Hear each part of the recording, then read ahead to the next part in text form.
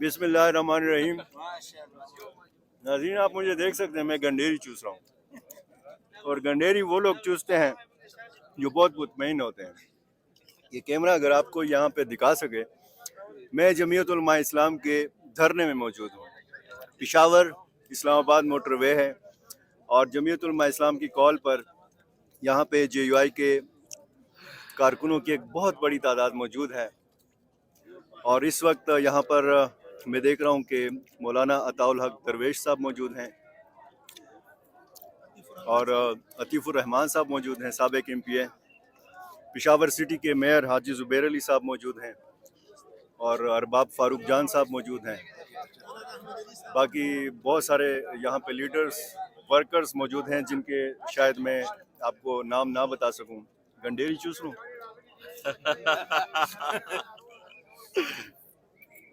ये जब आप गंडेरी भी चूसते हैं और एहतजाज भी करते हैं और इस तरह आप मुस्कुरा भी रहे हैं, मतलब क्या है आपका?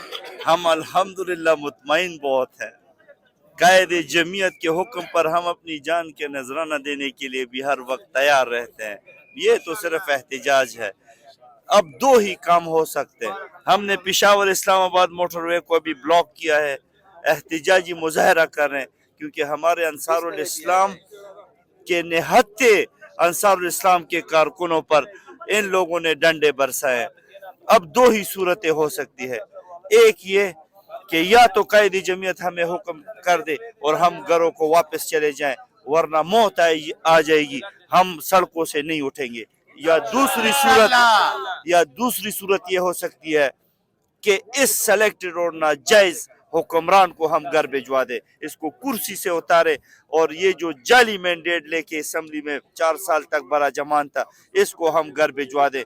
दो ही सूरतें हो सकती है। अब हमारे कारकुन किसी सूरत हटने वाले नहीं है। अब नियाजी को पता चलेगा कि तुमने किस दाढ़ी और पगड़ी की बेइज्जती की है, तुमने किन उलमा को ललकारा है, तुमने मदारिस और मसाजिद के लोगों को, नमाजियों को आपने ललकारा है। इंशाल्लाह हम ईमान की कुव्वत से इंशाल्लाह यहाँ बैठे और हमें इत्तलात है हजारों लोग हमारे पीछे इंशाल्लाह आ रहे हैं।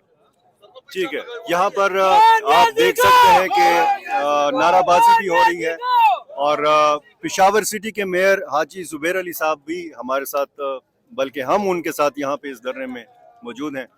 हाजी ज़ुबैर अली साहब, मेरा ख्याल है क्या कर रहे हैं आप? बिस्किट भी खा रहे हैं। अच्छा, ये बताइएगा, आप सिटी मेयर मुंतखब हुए हैं। आज़ादी मार्च जब था तो प्लान A था, B था, C था, उसमें भी सड़कों की बंदिश की गई थी। ये जो सड़कों की बंदिश है एक संजीदा सवाल है और मेरा ख्याल है संजीदगी से मुझे उम्मीद है कि आप जवाब भी देंगे। आम लोगों को तकलीफ नहीं होगी? बिस्मिल्लाहिर्रहमानिर्रहीम। पहले तो गंडेरी ले लें, हम बात करेंगे और आप गले को तर रखें हमारे लिए। जहाँ तक संजीदगी की बात है तो शायद ही पाकिस्तान में आपको जमीयत उलमा इस्लाम के अलावा कोई संजीदा जमात मिल ले।